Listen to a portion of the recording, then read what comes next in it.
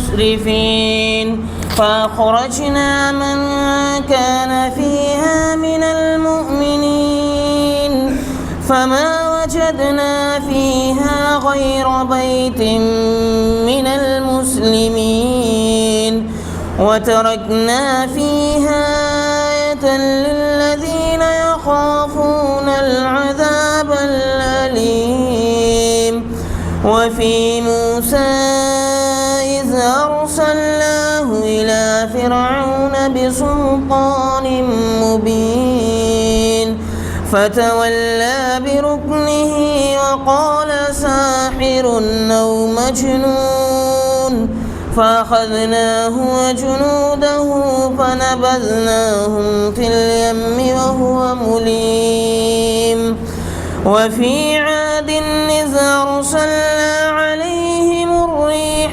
العقيم ما تذر من شيء أتت عليه إلا جعلته كالرميم وفي ثمود إذ قيل لهم تمتعوا حتى حين فعتوا عن أمر ربهم فأخذتهم الصاعقة وهم ينظرون فما استطاعوا من قيام وما كانوا منتصرين وقوم نوح من قبل إنهم كانوا قوما فاسقين.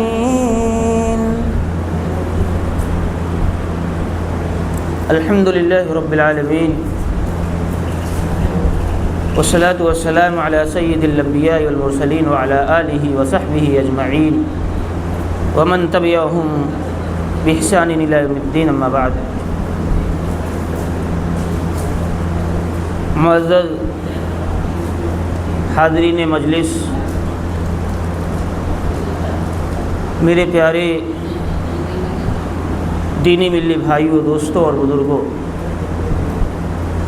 پردہ نشین ماں اور بہنوں، آج کا یہ جو پروگرام رکھا گیا ہے یہ ایک دینی پروگرام ہے جس میں ہم اور آپ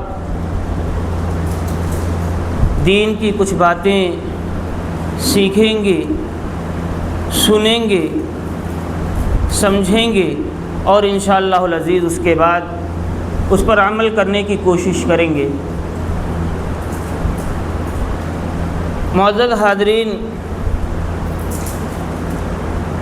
اللہ رب العالمین کا ارشاد ہے وَذَكِّرْ فَإِنَّ الذِّكْرَىٰ تَنفَعُ الْمُؤْمِنِينَ کہ آپ نصیحت کیجیے اور نصیحت مومنوں کو فائدہ پہنچانے والی۔ اسی کی مناسبت سے آج کا یہ پروگرام رکھا گیا ہے اور میں اپنی بات کو زیادہ نہ بڑھاتے ہوئے بڑے ہی ادب و احترام کے ساتھ فضیلت الشیخ جناب مولانا محمد فرقان صاحب مدنی حفظہ اللہ کو دعوت دینا چاہتا ہوں کہ شیخ آئیں اور اپنے عنوان کی وضاحت کریں۔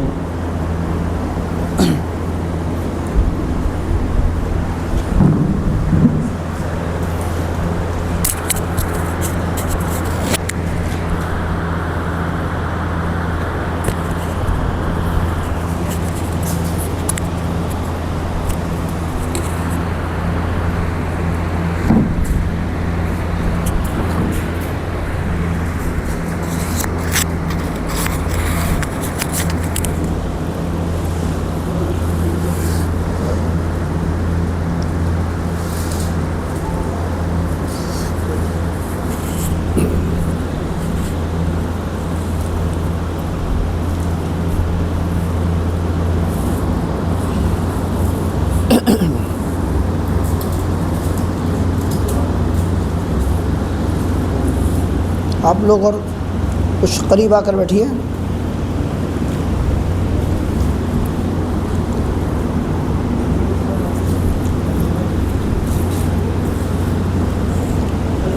السلام علیکم ورحمۃ اللہ وبرکاتہ۔ اور کیا حوال ہیں آپ لوگوں کے؟ سب خیریت ہے؟ الحمدللہ۔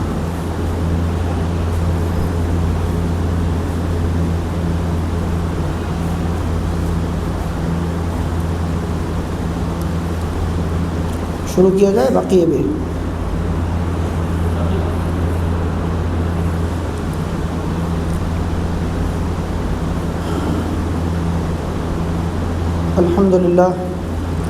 الحمد للہ رب العالمین، والصلاة والسلام علی سید الانبیاء والمرسلین، نبینا محمد وعلی آلہ وصحبہ اجمعین، ومن اہتدى بہدیہ واقتفى اثرہ واتبع منہجہ الی یوم الدین، اما بعد۔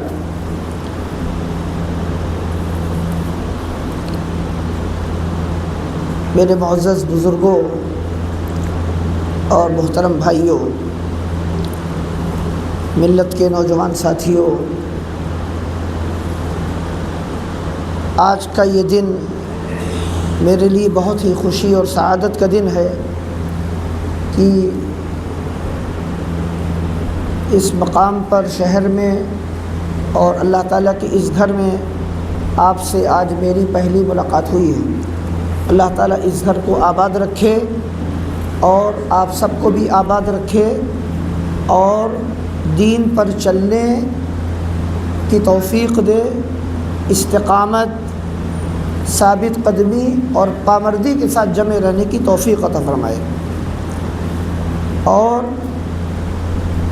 اس مسجد کی تعمیر کا یہاں پر ہونا یقیناً اللہ تعالیٰ کے بڑے احسانات میں سے، اس پر ہم تمام کو شکر ادا کرنا چاہیے۔ آواز زیادہ ہوگی اور بہت بہت مبارک ہو آپ تمام کے لیے کہ اللہ تعالیٰ نے یہ گھر یہاں پر میسر کیا، جہاں پر اللہ تعالیٰ کی عبادت بھی ہم سب کر سکیں، اپنے دین کو بھی سیکھ سکیں، اور اس کے بعد میری پرخلوص دعا ہے ان تمام احباب اور اہل خیر کے لیے جنہوں نے اللہ رب العالمین کے لیے اس گھر کی تعمیر میں زمین سے لے کر عمارت تک اور پھر اس کی جو دینی تعمیر ہوتی ہے ان سب میں کسی طرح کا بھی ہاتھ بٹایا، جن جن لوگوں نے، اللہ رب العالمین ان سب کو جزائے خیر دے، ان کی نیکیاں قبول کرے اور اس مسجد سے اللہ کے دین کا پیغام سارے جہان میں عام ہو، آمین یا رب العالمین۔ معزز بھائیوں، زندگی ہر مخلوق کو اس دنیا میں ایک مرتبہ ملتی ہے، اور وہ زندگی چند سالوں پر منقسم ہوتی ہے، کسی کے 60، کسی کے 50، کسی کے 70، 80، 90۔ کم لوگ ہوں گے جو 100 میں آپ کو ملیں گے کہیں۔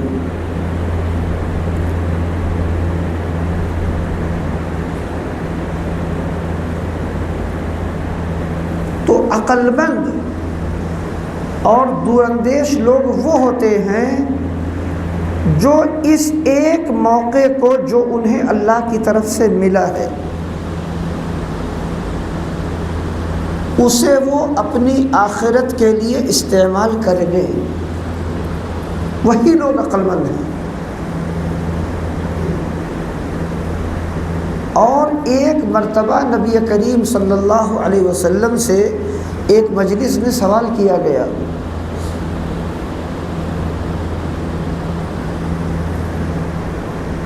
یہی سوال تھا کہ ای الناس اکیس، کہا کہ اللہ کے رسول سب سے زیادہ چالاک کون سا انسان ہوتا ہے؟ آپ نے فرمایا اکثرہم للموت ذکرا، جو ان میں سب سے زیادہ موت کو یاد کرے، اور موت کو جب یاد کرے گا انسان تو وہ ہر وقت مرنے کے لیے تیار بھی رہے گا، اور جس نے موت کی تیاری اچھی طرح کی ہوگی اسی کی موت اچھی طرح سے واقع ہوگی۔ کسی بھی سفر میں جانا ہوتا ہے آپ کو ہمیں، تو سفر میں پہنچنے کے بعد ہم وہاں تیاری نہیں کرتے ہیں، تیاری اپنے گھر سے کر کے تب آپ نکلتے ہیں کہ سفر میں کچھ کپڑوں کی ضرورت ہوگی وہ بھی رکھ لیا آپ نے، دواؤں کی ضرورت ہے وہ بھی آپ نے رکھ لی، کھانے پینے کی اشیاء ہے وہ بھی آپ نے رکھ لی، اور باہر کا سفر کر رہے ہیں تو کہہ رہے بھائی پاسپورٹ بھی چاہیے، وہ بھی آپ نے کہاں رکھا ہو، پاسپورٹ رکھیں۔ اگر ویزے کی ضرورت ہے تو آپ کہیں گے بھائی اس میں تو ویزا کہاں ہے، آپ پھر کہیں گے ویزا لگوانا ہے۔ یہ ساری تیاری آپ پہلے کرتے ہیں۔ دیکھیے ایسے نہیں ہوتا ہے ہم میں سے کسی کو حج کرنے جانا ہے، بیگ اٹھائے، ایک پاسپورٹ رکھا، ایئرپورٹ پہنچ گئے، کہنے کہاں جا رہے ہیں؟ ارے اندر جا رہا ہوں۔ کہاں اندر؟ ارے بھائی مکہ جا رہا ہوں۔ بتائیے آپ نے یہ پورا پروسیجر جو اس کو فالو کیا کہ نہیں کیا؟ ابھی کہا نہیں، کیا ضرورت ہے اس کی؟ وہ کہیں گے ایسا ہے نا کہ آپ اپنے گھر میں جا بھیج کیجیے، ادھر ہوتا ہے یہ فری والا حج، وہاں والا جو حج ہے وہ قربانی چاہتا ہے، اہتمام چاہتا ہے، اس میں پیسے بھی لگتے ہیں، ویزا بھی لگوانا پڑتا ہے اور فیس بھی دینی پڑتی، سمجھ لیجئے۔ تو وہ تیاری جو ہے پہلے کرنی ہوتی ہے۔ اسی طرح ہم میں سے ہر فرد اگلے مرحلے کی طرف کوچ کرنے کے لیے یقین کے ساتھ زندگی گزار رہا ہے۔ اس بات پر سب کو یقین ہے کہ یہاں سے آگے کا مرحلہ جو ہے جانا ہی جانا ہے، کسی کو انکار نہیں ہے۔ جو اس بات کو، اس بنیادی مقدمے کو اچھی طرح یاد کرے گا اور یاد رکھے گا،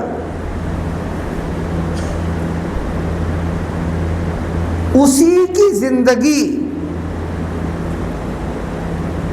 اچھی طرح گزرے گی، اور جس کی زندگی دنیا والی اچھی گزرے گی اس کی موت بھی اچھی طرح آئے گی انشاءاللہ۔ اس کی بدترین موت نہیں ہوتی ہے، الا یہ کہ ایک انسان کے ہاں جرائم کا ارادہ دل میں چھپا ہوا ہو پہلے، ایسی موتیں بھی واقع ہوتی ہیں۔ علماء نے اس پر بھی کتابیں لکھی ہیں اور بہت سے لوگوں کے نام بھی لکھ دیے ہیں۔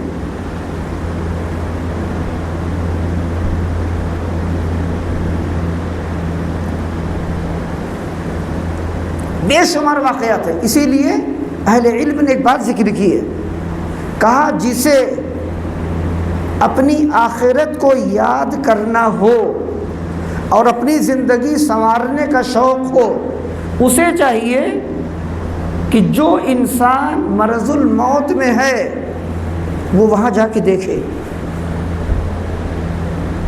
سکرات میں انسان کی جو کیفیت ہوتی ہے اسے ہمیں دیکھنا چاہیے۔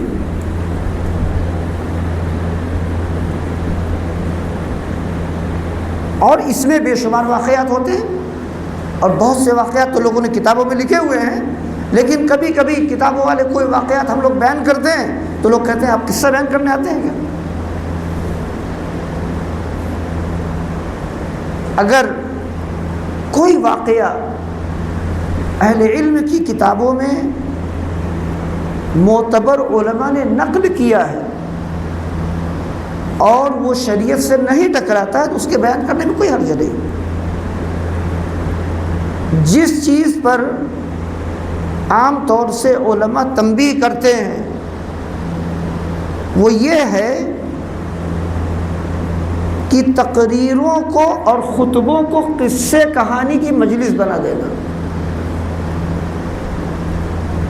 قصے کہانی کی مجلس،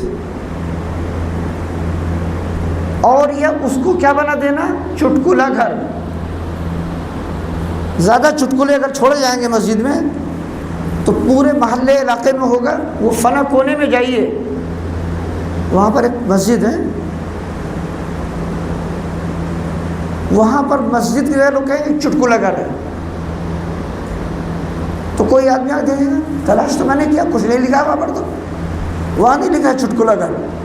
کہا بھائی وہاں لکھا نہیں جاتا ہے، وہاں چٹکلے چھوڑے جاتے ہیں۔ تو بہت لوگوں نے اپنی پہچان بنا لی ہے۔ جب آپ ان کو ممبر پہ چڑھا دیجئے، جب اسٹیج پہ چڑھا دیجئے، وہ لطیفے مارتے رہتے ہیں، پھر ان کی شناخت بن جاتی ہے۔ اس پر علماء نے تنبیہ کی ہے، اسے یاد رکھیے گا۔ بعض لوگ کہتے ہیں نا قصے والا جو معاملہ ہے، کہتے ہیں تو قصے واقعات تو قرآن میں بیان کیے گئے ہیں، اس لیے ہمیں قصہ بیان کرنے سے علماء کیوں روکتے ہیں؟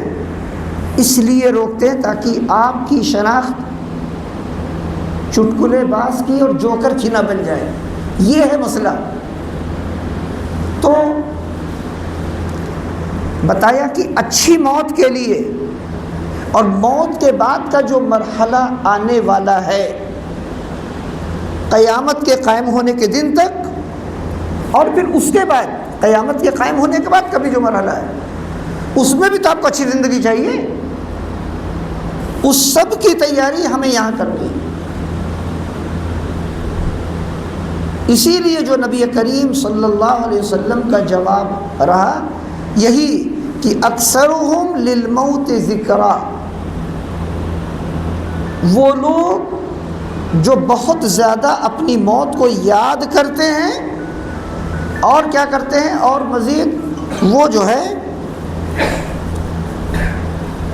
اشدہم لما بعدہ استعدادا، صرف موت کو یاد کر کے رونے نہیں بیٹھ جاتے، کہہ رہے ابھی مرنے والے، ہم بھی مر جائیں گے، چچا بھی مر گئے، ابا بھی گئے، اماں بھی گئی، اب تو میرا نمبر ہے۔ اگر وہ ایسے روتے بیٹھ جائیں تو کیا ملے گا؟ اس لیے آگے بتایا نبی کریم صلی اللہ علیہ وسلم نے کرنے والا کام کیا ہے۔ کرنے والا کام یہ ہے کہ موت کے بعد جو زندگی شروع ہو رہی ہے اس کی بہت زیادہ تیاری کرتے ہیں، بہت زیادہ وہ تیاری کرتے ہیں۔ اسی لیے علامہ اقبال غفر اللہ لہ، انہوں نے ایک شعر کہا ہے کہ موت کو سمجھے ہیں غافل اختتام زندگی۔ سنیے گا شعر غور سے، موت کو سمجھے ہیں غافل اختتام زندگی، یعنی غافل یہ سمجھتا ہے کہ مر جائیں گے، دنیا کی ساری پریشانی ختم ہو جائے گی، ساری ذمہ داری ختم۔ وہ سمجھتا ہے کہ اب یہاں سے پریشانی ختم۔ اسے جان لینا چاہیے کہ جس زندگی سے آپ بھاگ رہے تھے اور جتنی ذمہ داریوں سے آپ بھاگ رہے تھے نا، یہ اس کی ایک شام ہوئی ہے جب موت آئی ہے۔ تو شام کا مطلب ہے رات ابھی باقی ہے، اور جب رات ہوگی تو اس کے آگے صبح بھی ہوگی۔ آگے کیا کہا؟ یہ ہے شام زندگی۔ ایک زندگی کی شام ہوتی ہے اس دن جب انسان کی موت واقع ہوتی ہے، یہ ہے شام زندگی، صبح دوام زندگی۔ ہمیشگی کی جو زندگی آنے والی ہے اس کی اب صبح ہو چکی ہے، اور ایسی صبح ہے جس کے بعد رات نہیں ہے، پھر وہ ہمیشگی کا مرحلہ ہے، اس کی تیاری ہم کو کرنی ہے۔ اس پیغام کو بتانے کے لیے اور اس جذبے کو جگانے کے لیے آج کی یہ مجلس رکھی گئی ہے۔ دیکھیے، ہم اپنی اس زندگی کو بہتر کیسے بنا سکتے ہیں، اور اس سے زیادہ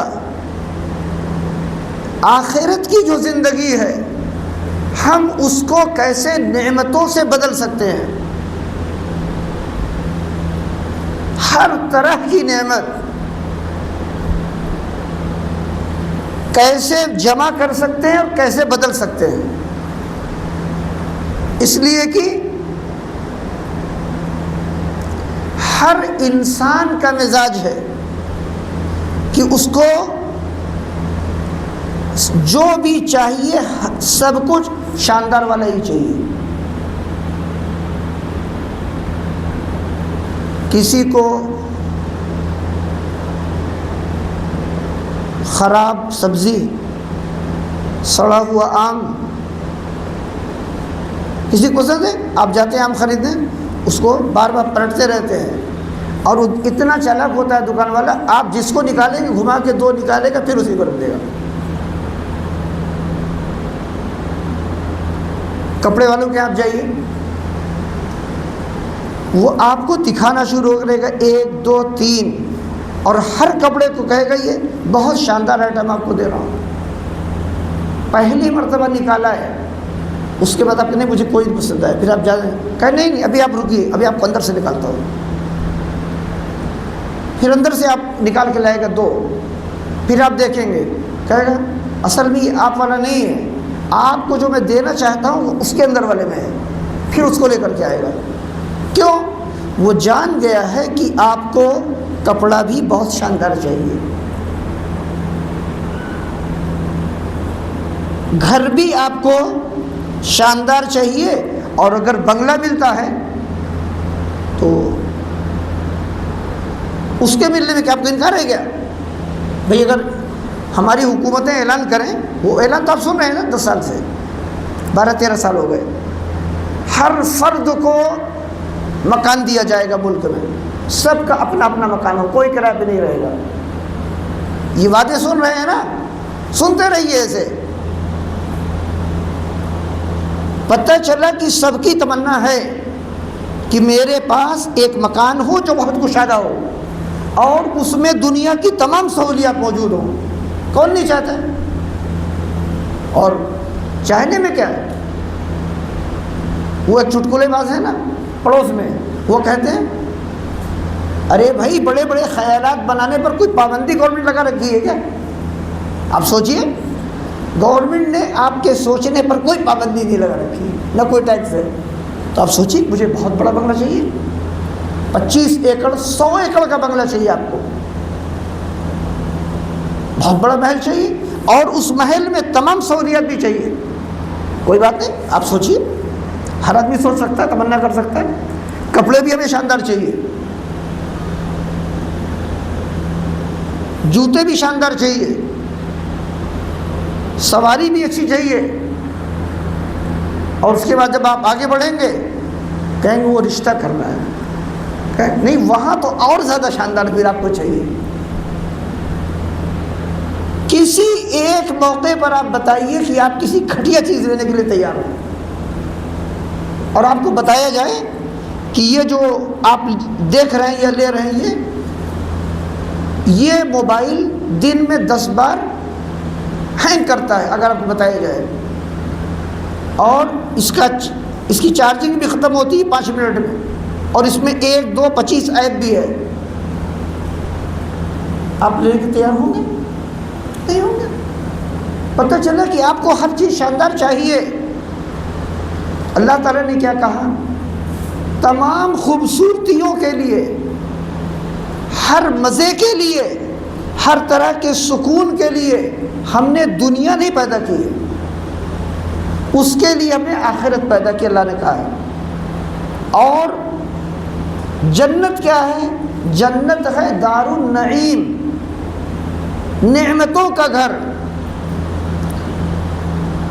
لا يسمعون فیہا لغوا ولا تأثیما، اس جنت میں کوئی لغو اور بیہودہ بات یا حرکت یا گناہ کی کوئی بات آپ نہیں سنیں گے۔ کوئی آپ کو اذیت کے لیے چوٹ نہیں مارے گا۔ وہاں پر کیا ہوگا؟ الا قیلا سلاما سلاما، صرف سلامتی وہاں پر ہے۔ اور کہا جائے گا وَفِيهَا مَا تَشْتَهِيهِ الْأَنفُسُ، اور ان جنتوں میں وہ تمام نعمتیں ہیں جن کی انسان کو تمنا ہوگی۔ اب جن نعمتوں کی تمنا گنتی کر سکتے ہیں ہم لوگ کیا کہ کتنی نعمتیں ہوتی ہیں؟ کہا جس نعمت کی بھی آپ تمنا کریں گے، آپ ارادہ کیجئے، وہ نعمت خود آپ پاس آ جائے گی۔ وَلَكُمْ فِيهَا مَا تَشْتَهِي أَنفُسُكُمْ وَلَكُمْ فِيهَا مَا تَدَّعُونَ، جن باتوں کی خواہش ہم کریں گے اور جن باتوں کو طلب بھی کریں گے، جن نعمتوں کو، وہ مل جائیں گی۔ اور وَفِيهَا مَا تَشْتَهِيهِ الْأَنفُسُ وَتَلَذُّ الْأَعْيُنُ، ان نعمتوں میں سے وہ نعمتیں جن کی آپ کو خواہش ہوگی وہ سب کچھ ملے گا، اور جن سے نفس کو لذت ملے گی، سکون ملے گا۔ اور پھر آگے وَأَنْتُمْ فِيهَا خَالِدُونَ، اور جنت کی ان نعمتوں میں تم ہمیشہ ہمیشہ رہو گے۔ یہ ساری بشارتیں قرآن مجید میں جگہ جگہ آئی۔ دنیا میں اگر ہم نعمتیں جمع کر لیتے، ہر آدمی دوڑ رہا ہے، ہر شخص دوڑ رہا ہے۔ صبح ہوئی، اس کے بعد اس نے بنایا آج مجھے 10 جگہ جانا ہے، یہاں سے اتنے وصولی پیسے کی ہے، فلاں جگہ کا آرڈر ہے، وہاں کام کریں گے اتنا نکالنا ہے، فلاں جگہ کریں گے تو یہ نکالنا ہے، فلاں کام کریں گے تو یہ نکالنا ہے۔ پوری پلاننگ سے آپ رات میں سوتے ہیں، اور اگلے دن کا پورا پلان آنکھ کھلتی ہے آپ کے سامنے، آنکھ کے سامنے تیار رہتا ہے۔ ہر انسان یہ کر رہا ہے۔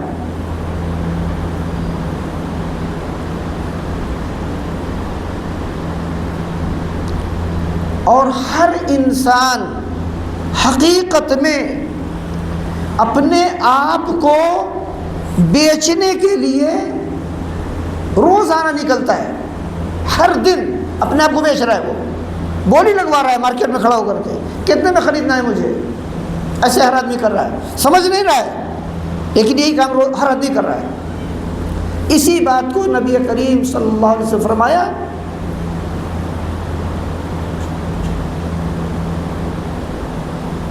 کہ کل یغدو فبائع نفسہ اما معتقها او موبقها،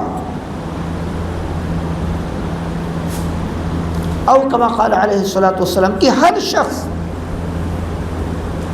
صبح ہوتے ہی اپنے گھر سے نکل پڑتا ہے، سارے لوگ نکلتے ہیں، یا تو اپنے نفس کو، اپنے آپ کو جہنم کی آگ سے آزاد کر دیتے ہیں، اور یہ اپنے اعمال سے اپنے کو تباہ کر کے جہنم کی طرف پہنچا دیتے ہیں۔ سودا ہمیں کرنا ہے، یا جنت لے لیجئے اور یا تو جہنم سے خرید لیں، بیچ میں نیوٹرل والا کوئی معاملہ نہیں۔ دیکھیے آپ کہیں نہیں مجھے چاہیے بھی نہیں چاہیے اور یہ بھی نہیں چاہیے، اللہ تعالیٰ کہتا ہے نہیں، ٹھکانے صرف دو ہیں، یا ادھر اور یا ادھر، بیچ میں نہیں۔ بیچ میں ایک مرحلہ ہے، اس کو آراف کا کہتے ہیں، قرآن مجید کے اندر سورہ آراف، اسے آپ دیکھ لیجیے۔ لیکن آراف کا جو مرحلہ ہے وہ جنت جہنم کے درمیان ایک اونچی پہاڑی ہے، جن کی نیکیاں اور برائیاں برابر ہو جائیں گی، ان کو آخری فیصلے سے پہلے ایک اونچی پہاڑی پر روک دیا جائے گا، سب وہاں کھڑے رہیں گے۔ جتنے لوگ جہنم میں جا رہے ہوں گے وہ ان کا دیدار کریں گے کہ یہ فلاں صاحب دنیا میں ہمارے ساتھ تھے، یہ صاحب بھی تھے، یہ بھی تھے، اور باتیں بھی ہو رہی ہوں گی۔ چونکہ وہ اونچی چوٹی پہ کھڑے ہیں تو ادھر سے جنت والوں کو لے جایا جا رہا ہے، ان کو دیکھیں گے اور خوش ہوں گے، کہیں گے کیا مزے ہیں آپ کے، سلام علیکم کریں گے، انہیں سلام کریں گے کہ مبارک ہو آپ کے لیے کہ آپ کو اللہ نے جنت کا پروانہ دے دیا ہے۔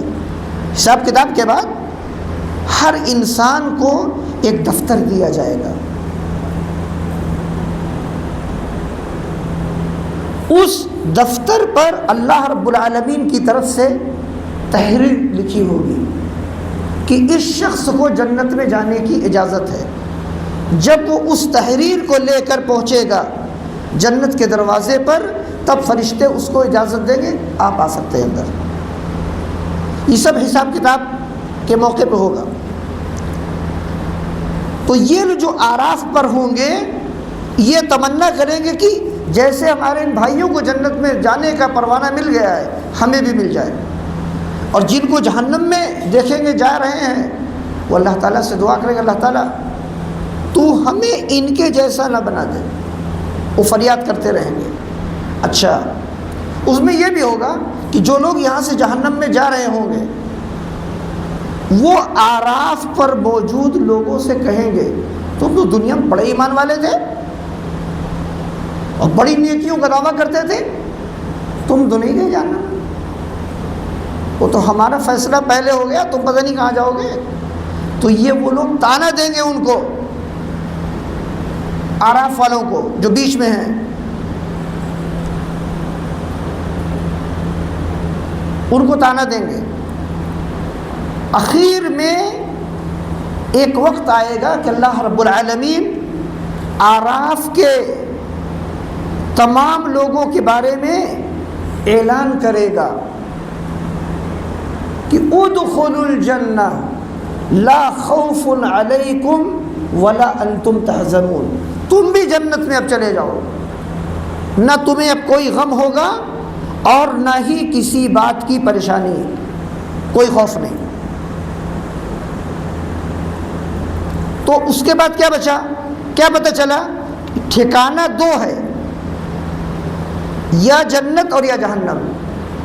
لہذا ہر انسان ہر دن تیاری کر رہا ہے، اپنے نفس کو بیچ رہا ہے جنت کے لیے یا جہنم کے لیے۔ اس کا ادراک ہمیں کیسے ہوگا؟ اس کا ادراک ہمیں ہوگا جب ہم اپنے آپ کا احتساب کریں گے، اپنا حساب ہم لیں گے خود۔ اور وہ انسان بہت ہی سمجھدار ہے جو اپنی زندگی کا حساب خود لے لے اور اپنے نمبر خود لکھوا لے۔ اور حسن بصری رحمہ اللہ تعالیٰ نے کہا ہے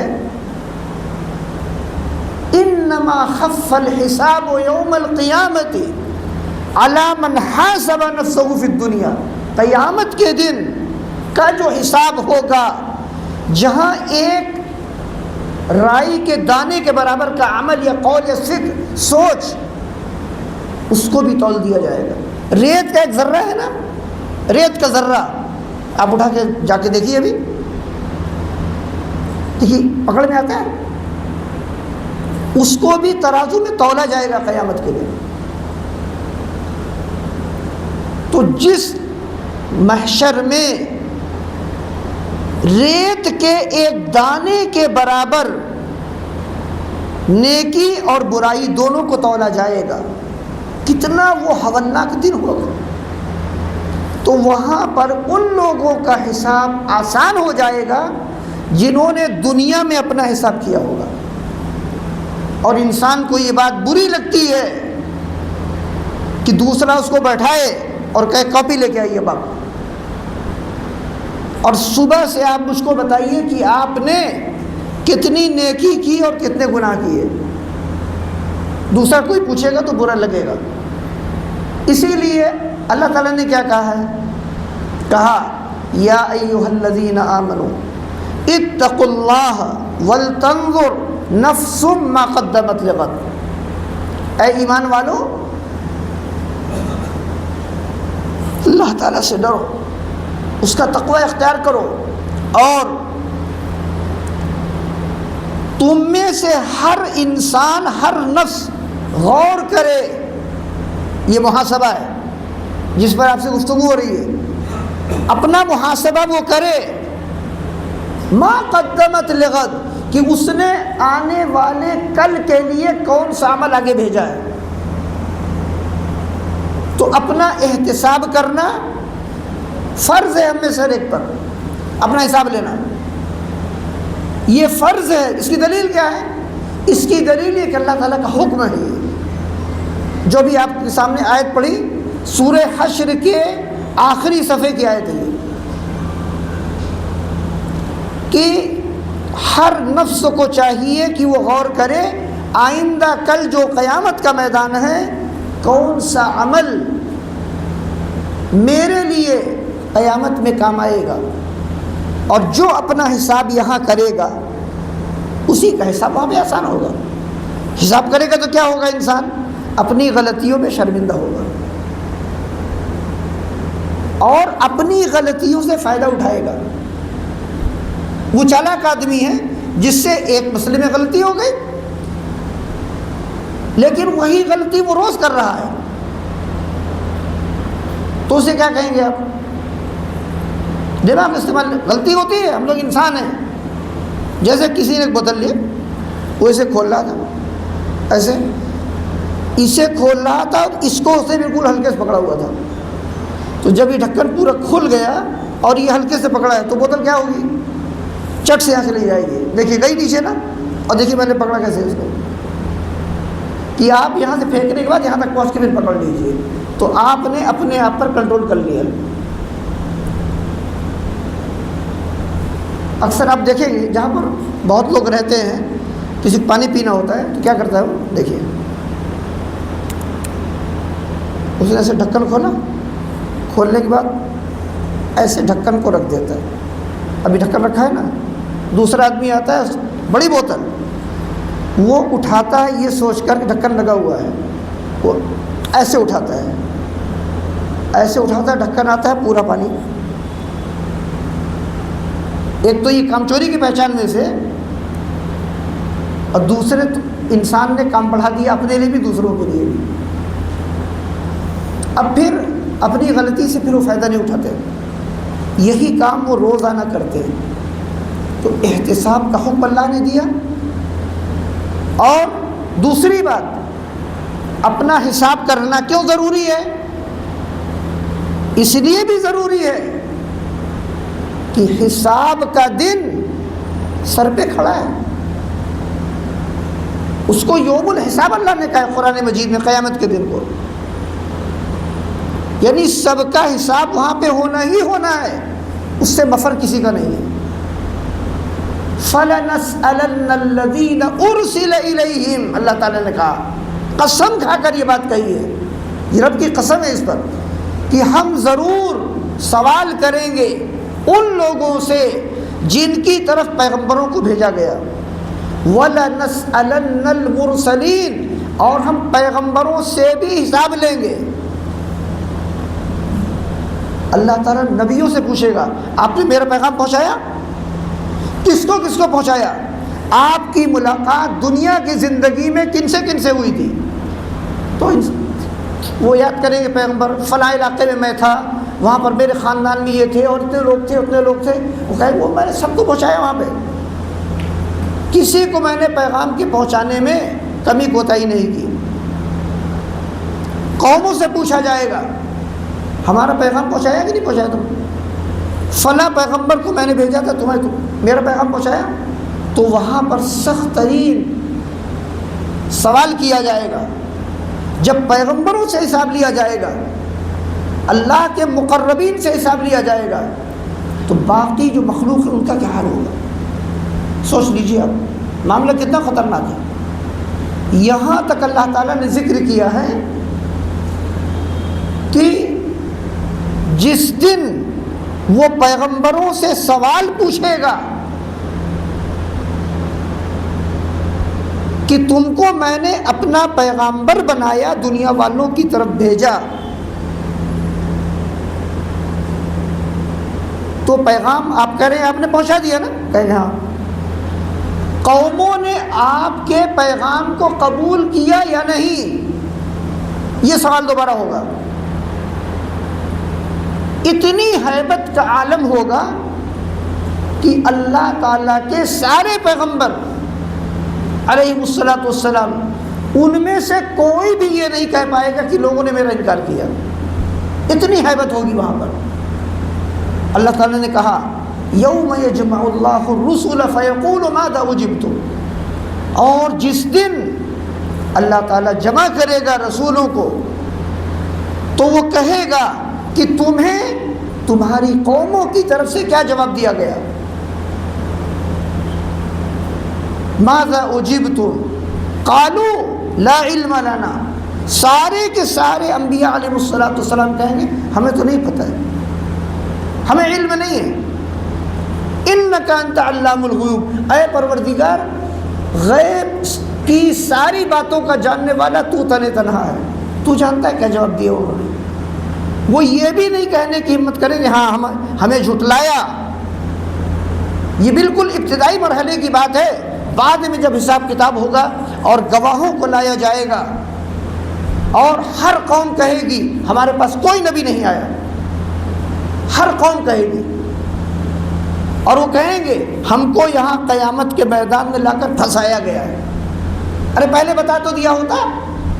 یہ لوگ کہیں گے تو اللہ تعالیٰ کہے گا پیغمبروں سے یہ تم لوگوں کی امتیں ہیں نا، یہ کیا کہہ رہی ہیں یہ، ان کے پاس تو کوئی نہ کتاب آئی نہ کوئی رسول آیا۔ نوح علیہ الصلوۃ والسلام کی ایک طویل زندگی ہے، 1000 سال سے اوپر،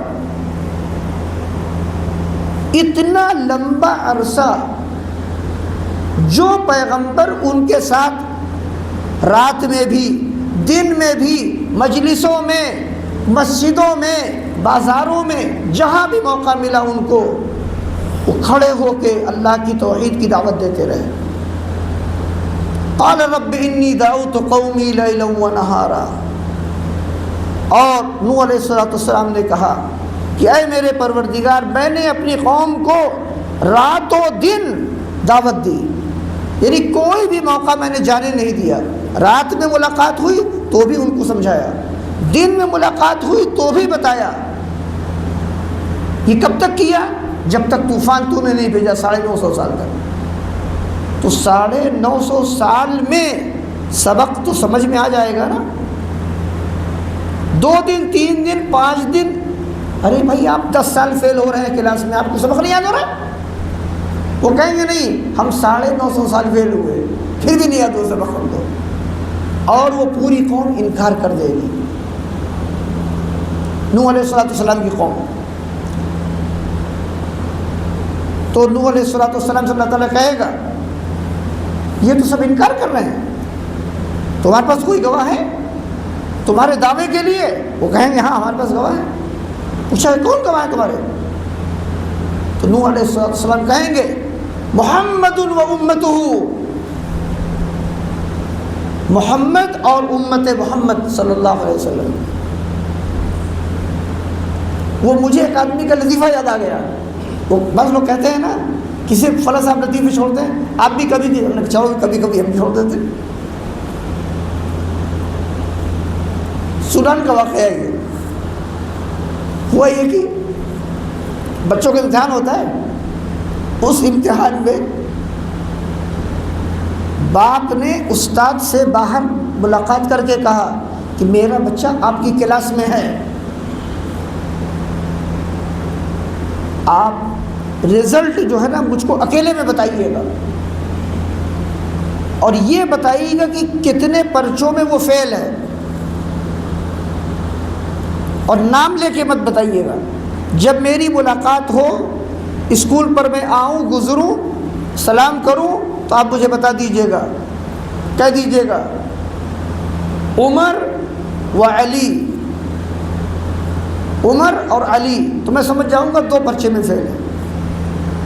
3 میں ہیں تو آپ کہہ دیجیے گا ابو بکر و عمر و عثمان، 3 پرچوں میں۔ 4 میں تو چاروں خلیفہ کا نام لے لیجیے گا، کہا ٹھیک ہے۔ لیکن اسکول میں بدنامی نہیں ہونی چاہیے، خفت ہوگی میری، بچہ فیل ہے تو۔ اچھا کہا تو پھر اگلے دن وہ جو بچے کے سرپرست تھے وہ اسکول پہنچے، استاد سے ملے وہاں، کہا کیا ہے؟ دور سے انہوں نے دیکھا، کہا امت محمد۔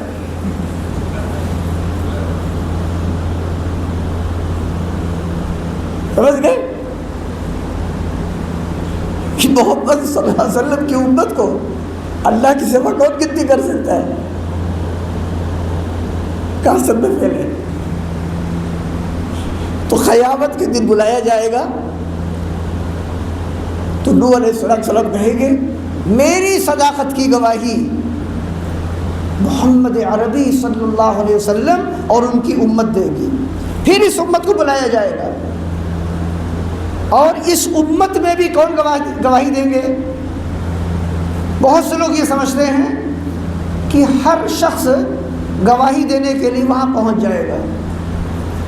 آپ کو بتایا کہ پیغمبروں کی کیا حالت ہوگی وہاں، ہیبت کی، تو جو غیر پیغمبر ہوں گے ان کا کیا حال ہوگا، سوچ لیجیے آپ۔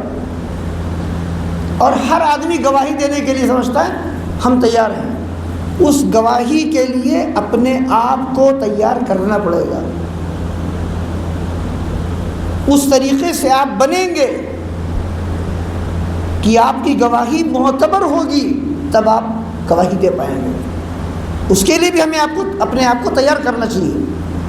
اس پر میں نے تفصیلی گفتگو پہلے بہت کی ہوئی ہے، لہٰذا میں اس بات کو دہرانا نہیں چاہ رہا ہوں۔ میں صرف اتنی بات آپ سے عرض کر رہا ہوں آج کہ اپنے نفس کا حساب لینا، اور خصوصاً زندگی سالوں اور دنوں میں بٹی ہوئی ہے، سال، مہینے، ہفتہ اور دن۔ ایک دن جیسے ہمارا گزرا ہماری زندگی میں سے ایک مائنس ہو گیا نا، یہ سوچنا ہے، دوبارہ وہ دن نہیں ملے گا، جو چلا گیا وہ ہماری زندگی سے ختم ہو گیا۔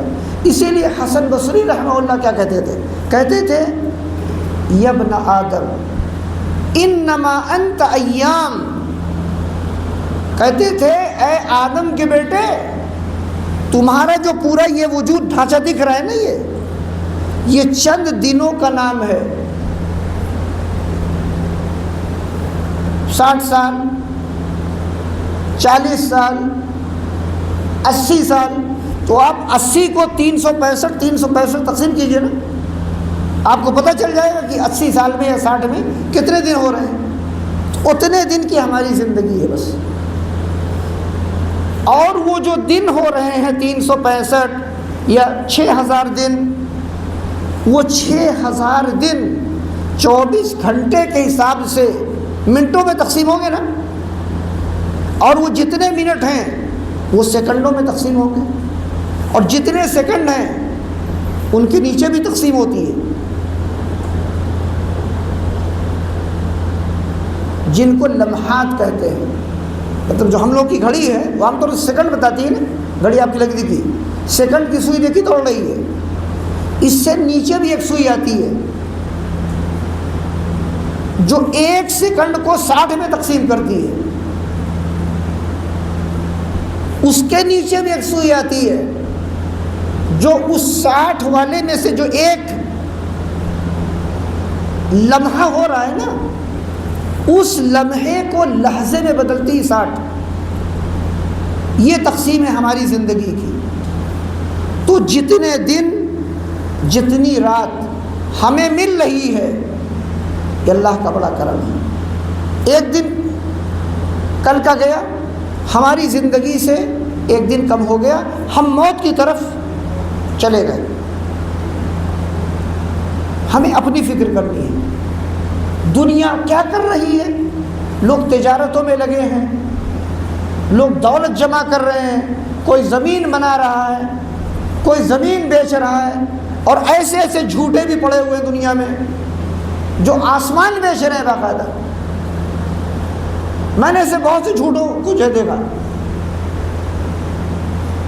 کہ وہ آسمان بیچ رہے ہیں۔ زمین والا تو سنا تھا سب نے نا کہ ایک زمین کو 5 بار رجسٹری کیا، وہی مالک، اس کے پاس کیا اوریجنل بے نامہ ہے، وہ نہیں دیتا ہے۔ آپ گئے، آپ سے لیا پیسے، آپ کے نام رجسٹری، آپ گئے دوبارہ آپ کے نام، یہ گئے ان کے نام، سال میں 10 رجسٹری کرتا ہے ایک ہی زمین کی۔ یہ تو زمین کی بات ہو گئی۔ آسمان بیچ رہا ہے، آسمان بندہ کیسے بیچے گا بھائی؟ آسمان کا مالک ہے کوئی؟ اس کی پہنچ ہے آسمان تک؟ نہیں ہے، پھر بھی لوگ بیچ رہے ہیں۔ تو دنیا کیا کر رہی ہے اور کہاں مصروف ہے، اس میں ہم نہ پریشان ہوں، کیونکہ پوری دنیا کو سنوار لینا، سدھار لینا اور ان کو ایسے اعمال پر تیار کر لینا جن اعمال کے کرنے سے جنت اللہ واجب کر دیتا ہے۔ دعوت آپ دیجئے، بتائیے، خیر کی طرف آؤ، سمجھائیے اور دعا بھی کیجیے، یہ سب کرنا ہے۔ لیکن جن حرکتوں اور اعمال میں وہ غافل ہیں، ہمیں اپنے آپ کو ان غفلتوں سے بچانا ہے۔ یہ ہے آج کے درس کا خلاصہ۔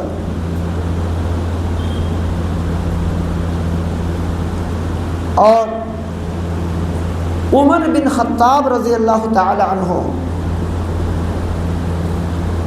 اپنے جمعہ کے خطبے میں ایک جملہ بولتے تھے بہت تکرار کے ساتھ۔ وہ کہتے تھے حاسبوا انفسکم قبل ان تحاسبوا، لوگو تم اپنے آپ کا حساب خود کرو کہ آج میں نے صبح سے شام تک کیا کیا۔ اس سے رات ہوتی ہے، بستر پہ ہم گئے، اب ہمیں سوچنا ہے دن میں آج میں نے کیا کیا کیا، 1 2 3 مجھ سے کتنی غلطی ہوئی، میں نے کسی کا کوئی حق لیا، کسی کو میں نے برا کہا، کسی کو تکلیف پہنچائی، یا کسی کی کوئی چیز ہم نے جھٹک دی۔ تو انسان اپنے آپ کو تو جان رہا ہے نا کیا کیا کر رہے ہیں، تو اسے چاہیے کہ وہ اپنی زندگی کا مراجعہ کرے روزانہ اور توبہ کرے سونے سے پہلے، اور اس پر معافی مانگے اللہ تعالیٰ سے، اور جس کا کوئی حق اس نے لیا ہے دنیا کا یا عزت کا، اسے چاہیے کہ وہ حق اسے لوٹائے یا اسے تلافی کرائے۔ اس لیے کہ اسے پتہ نہیں ہے صبح جب اذان ہوگی فجر کی تو اس کی آنکھ کھلے گی یا نہیں کھلے گی۔ بہت سے واقعات آپ کے خاندانوں میں ہوتے رہے ہوں گے، آدمی رات میں سویا سوتا رہے گا۔ ابھی مجھے آج ایک صاحب نے بتایا، کہا اس وقت جو دنیا لپیٹنے اور جمع کرنے کا زمانہ آ گیا ہے، ایک صاحب انہوں نے اپنے بچوں کو تیار کیا، پڑھایا لکھایا، کس لیے کہتے ہیں؟ پیسے جمع کرنے کے لیے۔ ابھی کیا تصور ہو گیا ہے؟ اولاد کو تیار کرو تاکہ وہ پیسے چھاپنے کی مشین تیار ہو جائیں۔ کون سی تعلیم دلائیں گے کہ زیادہ پیسے لے کے آئے گا؟ جب زیادہ پیسے لائے گا تو اس کی ڈیمانڈ، اس کی سوچ، اس کے مطالبات بڑھ جائیں گے بہت۔ تو ایک لڑکا ان کا چلا گیا آسٹریلیا، ایک چلا گیا کینیڈا دولت کمانے، ایک اور تیسرے ملک چلا گیا۔ گھر پر جو شاندار بنگلہ بھی ہے، وہاں پر تھے ماں باپ اکیلے، ماں مر گئی، باپ نے دفن کر دیا، باقی بچا اکیلا باپ، کوئی پرسان حال اس کا نہیں۔ یہ بڑے بڑے بنگلے کس کام کے ہیں؟ مکان تو مکین سے ہوتا ہے۔ مسجد آپ نے بنا لی، اگر اسے آپ آباد نہیں کریں گے تو جان لیے پھر کیا ہوتا ہے، جو فیض آباد میں ہوا وہی ہوتا ہے۔ اور بھی جتنی مثالیں یہاں پر ہیں ملک میں بہت ہیں، اب ضرور میں ہر مثال آپ کو بتا دوں، آپ جان لیجیے۔ پھر وہ ہوتا ہے کہ مسجد تو بنا لی شب بھر میں ایما کی حرارت والوں نے، من اپنا پرانا پاپی ہے برسوں میں نمازی بن نہ سکا، تو کیا وہ ان بچوں کا، بچے فون کر رہے ہیں باپ کو، 5 دن 6 دن 11 دن ہو گئے، فون ہی نہیں اٹھ رہا ہے، باپ کا فون ہی نہیں اٹھ رہا ہے۔ اس کے بعد محلے والوں کو شکایت ہوئی کہ جو قریب میں گھر ہے یہاں سے بدبو آ رہی ہے، لاش کے سڑ جانے کی بدبو۔ اب اس بدبو کے لیے انہوں نے پولیس والوں کو شکایت کی، اس کے بعد پولیس والے آئے، دروازہ وغیرہ توڑ رہے تھے۔ پھر اس ایک لڑکے کو جو آسٹریلیا میں تھا اس کا خیال آیا اسے کہ میں اپنے والد کے ایک دوست کو فون کرتا ہوں جو قریب میں ہے وہاں، ان کو کیا، یار ہمارے ابو کو فون نہیں اٹھ رہا ہے، 13 دن سے میں فون کر رہا ہوں، پتہ نہیں کیا بات ہے، ذرا پتہ کر کے بتائیے۔ جب وہ گئے وہاں دیکھا کہ پولیس دروازہ توڑنے بھیڑ لگی ہوئی ہے، پھر وہ سڑی ہوئی لاش انہوں نے نکالی۔ اس کو زندگی کہتے ہیں؟ کون سی زندگی؟ ایسی اولاد کی پرورش، ان کو تعلیم دینے، ان کے پیچھے پیسے خرچ کرنے کے انسان کا کیا فائدہ ہے؟ نہ دنیا میں نہیں نہ آخرت، کسی کام کے نہیں۔ تو اس دنیا کے دن گنے ہوئے، ہماری سانسیں گنی ہوئی ہیں، ان سانسوں کو ہم آخرت کی کامیابی کے لیے استعمال کر رہے ہیں یا صرف دنیا جمع کرنے کے لیے؟ ہمیں اپنا حساب یہ لینا ہے۔ اور سلف میں سے کسی ایک عالم کا قول ہے کہ انسان کو چاہیے کہ وہ اپنے ایک ایک عمل کا حساب لے، اور اتنی سختی سے لے جیسے اس کے کاروبار میں کوئی دوسرا شریک ہوتا ہے۔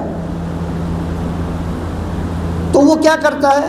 کہتا ہے مجھے پورا حساب چاہیے، پورا حساب چاہیے، اور سختی کے ساتھ کہتا ہے، اور وہاں پر 98 94 کا حساب بھی لکھا جاتا ہے۔ تو وہاں انسان کو یہ ہے کہ میری ایک دمڑی جانی نہیں چاہیے، لیکن آخرت کے معاملے میں، آخرت کی تیاری کے معاملے میں ڈھیلا ہوتا ہے انسان۔ تو عمل سے پہلے حساب کا ذہن بنانا ہے کہ ہم ایسے کام کریں جو آخرت میں ہمارے لیے اجر و ثواب اور جنت کو پانے کا ذریعہ بنے۔ یہ عمل سے پہلے۔ عمل کے بعد ایک پھر عمل کرنے کے دوران جس وقت ہم وہ عمل کر رہے ہیں نیکی کا، اس موقع پر بھی ایک حساب ہوتا ہمیں اپنا کرنا چاہیے۔ یہ عمل میں دین کے مطابق کر رہا ہوں، یا میرے ذہن میں آیا تو کر رہا ہوں، یا میں نے لوگوں کو دیکھا تو کر رہا ہوں۔ اور اگر دین کے مطابق میں کر رہا ہوں، شریعت کے مطابق، تو یہ عمل میں اللہ کی خوشی کے لیے کر رہا ہوں یا دنیا میں شہرت پانے کے لیے۔ وہ فلاں صاحب ہے بڑا خرچ کرتے بھائی، ہر سال افطار کرواتے ہیں، اور پوری مسجد، اور وہ لے لیتے ہیں ہال، بھائی ہال بک کرتے ہیں ہر سال، فلاں صاحب یہ کام کرتے ہیں۔ تو ایک حساب عمل کرنے سے پہلے ہے، دوسرا حساب عمل کرتے ہوئے بیچ میں درمیان میں، اور تیسرا حساب عمل کرنے کے بعد کہ میں نے جو عمل کیا اس کو میں نے ضائع تو نہیں کر دیا، میں نے جو عمل کیا اس میں ریاکاری تو نہیں تھی، ریاکاری تھی تو توبہ کرنا ہے بھی، توبہ اور استغفار، اور جو نقصان کیا ہے اس عمل کو دوبارہ کرنا ہے۔ ایک کام آپ نے کیا، جیسے کاپی آپ سے لکھوائی گئی، اس کو آپ نے لکھا، ایک بار لکھا، استاد کو دکھایا، استاد نے کہا نہیں غلط ہے، پھر سے لکھ کے لاؤ، 3 سے 10 مرتبہ وہ آپ سے لکھواتا ہے۔ تو جب آپ 10ویں مرتبہ اسی پیج کو لکھیں گے وہی باتیں، تو وہ باتیں آپ کو یاد ہو جائیں گی یا نہیں؟ یاد ہو جائیں گی۔ رائٹنگ بھی آپ کی اچھی ہو جائے گی انشاءاللہ، اس کا آپ کو فائدہ ہوگا۔ اس لیے ہمیں بار بار اپنا حساب لینا چاہیے، اور اپنا حساب خود لینا زیادہ آسان ہے، اس لیے کہ منکر نکیر قبر میں حساب کے لیے پہنچ جائیں گے۔ جو ہم نے یہاں کیا ہے اسی کی روشنی میں وہاں پر جواب ہم دے سکیں گے۔ پھر قیامت کا جو مرحلہ آئے گا وہاں پر نامہ اعمال تقسیم کیے جائیں گے۔ ہمیں قیامت کے دن اپنے نامہ اعمال میں جو باتیں اچھی لگیں، جنہیں سن کر ہمیں خوشی ہو، ہمیں کیا چاہیے؟ ہم وہی باتیں لکھوائیں فرشتوں سے۔ فرشتے بیٹھے ہیں، ان کے پاس دفتر رکھا ہوا ہے، وہ خاموش ہیں۔ جو ہم زبان سے ادا کریں گے یا جو عمل میں کریں گے پریکٹیکل، فرشتہ اس کو لکھے گا۔ اب جس نے اپنی فائل میں جو لکھوایا ہے وہی تو ملے گا اس کو۔ جیسے آپ بینک گئے، وہ بینک میں آپ نے نکالا، کیا ہے بھائی کارڈ کہاں، پتہ نہیں کہاں رہتا ہے، یہاں وہاں تلاش کر کے آپ نے کارڈ نکالا، آپ نے بینک میں ڈالا، آپ اسے نمبر ڈال رہے ہیں، کہہ رہا ہے بیلنس ہی نہیں، آپ کا کارڈ واپس پھینک دیتا ہے بار بار۔ مشین دنیا کی دیکھیے پھینک دے رہی ہے، آپ پھر اس کو ٹھیک ٹھاک کر کے اندر لگاتے ہیں کارڈ کو، دیتی مشین پیسے نہیں دے گی۔ جب دنیا کی مشینوں کا یہ حال ہے تو آخرت کے لیے اگر ہم نے وہاں کے بینک میں، آخرت کا بینک، اس میں نیکی نہیں جمع کی ہے تو وہ نیکی ہمیں کیسے ملے گی؟ وہاں نہیں ملے گی۔ اور ہم میں سے ہر شخص آج کل ہفتے میں 10 دن، مہینے یا سال میں بیٹھ کے سوچتا ہے نا، میرے پاس اتنے پیسے تھے کہاں گئے؟ پیسے جیب میں مجھے بالکل خالی دکھ رہے ہیں، کچھ بھی نہیں، جیب پورا خالی، اس میں تو میں نے کافی پیسے رکھے تھے۔ اب آپ حساب کرتے ہیں، ہاں میں ایک جگہ گیا تھا، وہاں پر میں نے صابن لیے تھے، بنیانیں لی تھی، اور کیا ٹیلر کو دیا تھا پیسہ۔ 4 5 6 10 جگہ کا آپ حساب لگاتے ہیں، پھر بھی دیکھتے ہیں پیسہ کم ہو رہا ہے۔ رات میں آپ آتے ہیں، پورا دن آپ کو سکون نہیں ملتا جب تک آپ اس کم پیسے کا حساب پکڑ نہ لیں، تب آپ کہتے ہیں ہاں صحیح جگہ لگا۔ اسی طرح کو نہیں پتہ ہوتا ہے، آپ بینک جاتے ہیں، وہاں پوچھتے ہیں میرے اکاؤنٹ میں کتنا پیسہ ہے۔ اب آج کل کیا ہے، انہوں نے موبائل پہ دے دیا، موبائل پہ آپ کیجئے، واٹس ایپ پر میسج کیجئے بینک کو، وہ آپ کو میسج پر بتا دے گا کہ آپ کے پاس اتنے پیسے بھی ہیں۔ اور پھر آپ مہینے کا، سال بھر کا، 6 مہینے کا بینک سے حساب مانگیے، وہ آپ کو پرنٹ کر کے دے دے گا نا کہ اتنا جمع ہوا، یہ آپ نے خرچ کیا، اس تاریخ میں کیا، اور اس جگہ آپ نے بھیجا۔ ہر دن آپ کر رہے ہیں، سب کو پتہ ہے۔ تو ہم اپنے بینک کا حساب، اپنے پیسوں کا حساب، اپنے گھر کی چیزوں کا حساب، سب پر تو بڑی تیز نظر رکھتے ہیں۔ کوئی آپ کی گاڑی لے کے جاتا، آپ نے اس کو اسکوٹی لے کے گیا تو اس کو دینے سے پہلے آپ دیکھتے ہیں اس میں پیٹرول کتنا ہے، اور وہ زیادہ چالاک بنتا ہے تو وہ اگر اس کو 10 کلومیٹر جانا ہے تو 40 کلومیٹر گھوم کے آتا ہے، دیکھتا ہے پیٹرول کتنا ہے۔ پھر یہاں کیا کہتے ہیں، ہمیں مار دو، مار دو، بار بار چانس نہیں ملتا، وہ پیٹرول خالی کر کے لا کے آپ کو دیتا ہے۔ بڑی پیٹرول پہ آپ کی نظر ہے۔ اور بہت سے لوگ اور چالاک ہوتے ہیں، وہ ایسے موبائل لیتے ہیں اور جہاں میٹر لکھا رہتا ہے نا، کلومیٹر اور پیٹرول کا نشان، فوٹو کھینچ کے رکھتے ہیں۔ جب آدمی لے کے آتا ہے تو کہتے ہیں یہ تو تیل خالی، ارے نہیں میں بس یوں گیا تھا، یوں سویلنس آیا، ارے نہیں بھائی دیکھیے آپ دیکھیے ٹنکی بھری ہوئی تھی۔ پیٹرول کی کیا قیمت ہے؟ اس دنیا کی ایک ایک چیز کی کیا قیمت ہے جنت کے مقابلے میں یا ہماری جان کے مقابلے میں؟ انسان کے نزدیک اس دنیا میں اور جتنی چیزیں اس کو ملی ہوئی ہیں، سب سے عزیز چیز جو آپ کی ہے وہ آپ کی اپنی روح اور جان ہے۔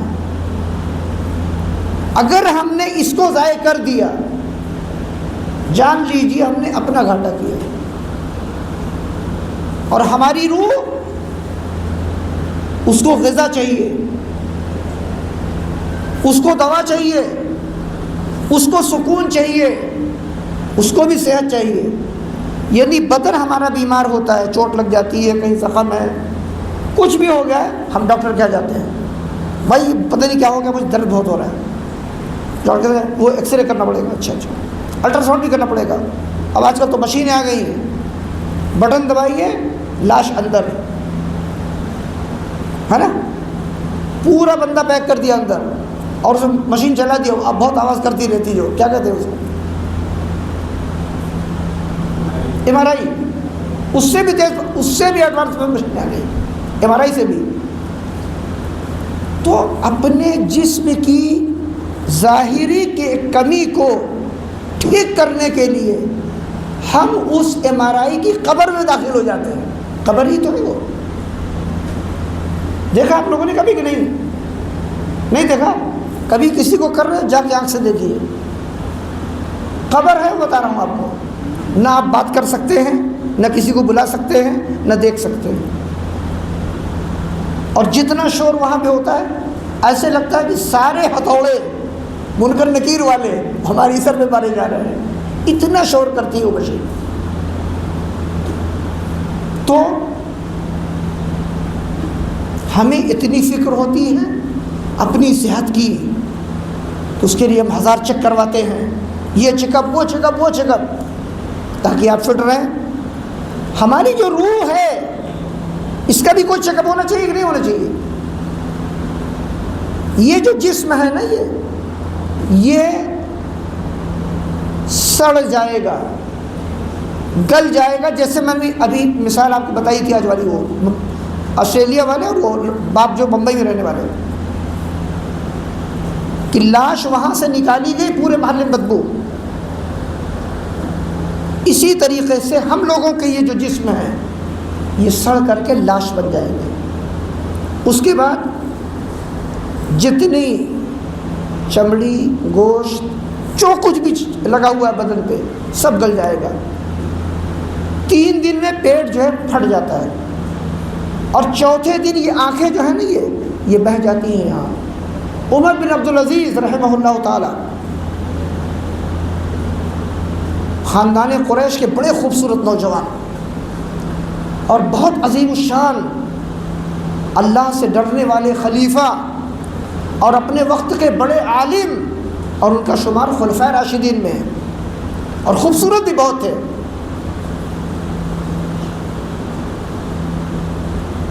اور ان کی جو بیوی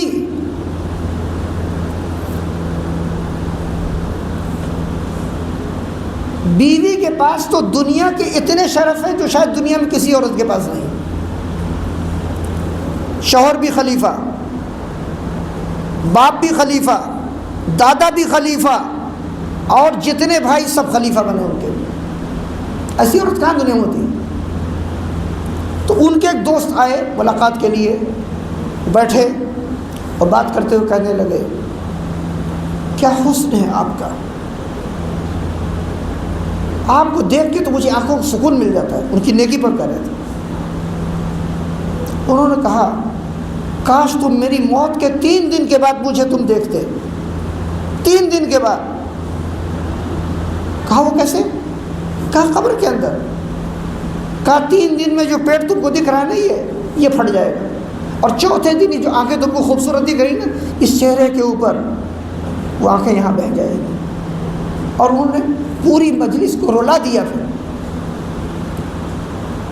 اور اتنے بڑے خلیفہ ہونے کے بعد ان کے یہاں روزانہ عشاء کے بعد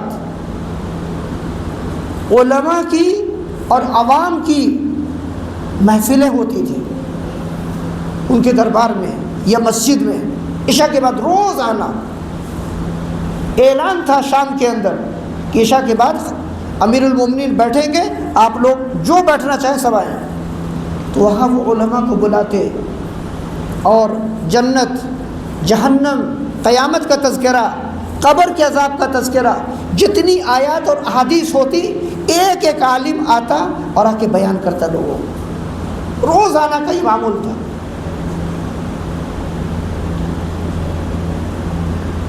جو لوگ ان مجلسوں میں حاضر ہوئے انہوں نے کیا بتایا؟ کہا وہ لوگ ایسے دہاڑے مار کے روتے تھے، ایسا لگتا تھا کہ ان کے قریبی کا جنازہ سامنے رکھا ہوا ہے، کوئی مر گیا نہیں۔ اسی لیے 2 سال کی خلافت ان کی تھی، بس 2 سال میں ان کا انتقال ہو گیا۔ اور تاریخی روایتوں میں تو خبریں الٹی پلٹی بھی رہتی ہیں، انہی میں سے خبر ہے کہ ان کو زہر بھی دیا گیا۔ تو میرا 2 سال کی خلافت تھی، لیکن 2 سال کی خلافت میں جو بڑے بڑے کام انہوں نے کیے اور امت میں جتنی نیکی عام ہوئی وہ زیادہ تر عام ہوتی نہیں ہے۔ کیوں؟ اس لیے کہ قاعدہ یہ ہے، الناس علی دین ملوکہم، لوگ اپنے بادشاہوں کے طور طریقے اور دین پر چلے جاتے ہیں۔ بادشاہ اگر شرابی، کبابی اور بدماش ہو تو وہ کیا کرے گا؟ سارے شرابیوں کے میخانے کھلوائے گا، مجلسیں کروائے گا، شراب بٹوائے گا اور شعراء کو بلائے گا، سناؤ، اور پھر وہ دور چلے گا میخانے والا، ساقی شراب پینے دے۔ پھر وہ ہمارے جو دلی والے ہیں غالب صاحب، وہ کہتے تھے ساقی شراب پینے دے مسجد میں بیٹھ کر، یہ کہتا تھا وہ۔ اور پھر وہ جو گمراہی کا عقیدہ ہے پورے ملک کے اندر، اگلے شہر میں وہ اس میں بیان نہیں کرنا، اس میں دیکھ لیجیے، گوگل مل جائے گا آپ کو۔ اور اگر خلیفہ نیک صالح ہے، دین پر جان چھڑکنے والا ہے، یہی روح عوام میں عام ہو جاتی ہے۔ پھر یہ جان لیجیے، اسی لیے انسان کو، امت کو اگر اختیار ہو اپنا امام چننے کا اختیار، خلیفہ چننے کا اختیار، بادشاہ چننے کا اختیار، تو بہت ہی متقی اور عالم آدمی کو چننا چاہیے، اس سے امت میں خیر پھیلتا ہے۔ آج جو باتیں بیان کی گئی ہیں وہ اس مناسبت سے کی گئی ہیں کہ یہ 1 سال ختم ہوا، اسلامی ہجری سال، اور نیا سال اب شروع ہوا ہے۔ جیسے یہ سال گزر گیا نا، اس میں پیغام یہ ہے اسی طرح ہم لوگ بھی ایک دن اس دنیا سے گزر کے چلے جائیں گے، اور یہ دنیا فنا ہو جائے گی۔ چند دنوں کی بات ہے، موت کے آنے میں وقت نہیں ہوتا ہے۔ جس کا پروانہ شب قدر میں ملک الموت کے ہاتھ پکڑا دیا گیا ہے۔ ابھی میں نے اس بیچ میں بقرعید کی نماز پڑھائی تھی،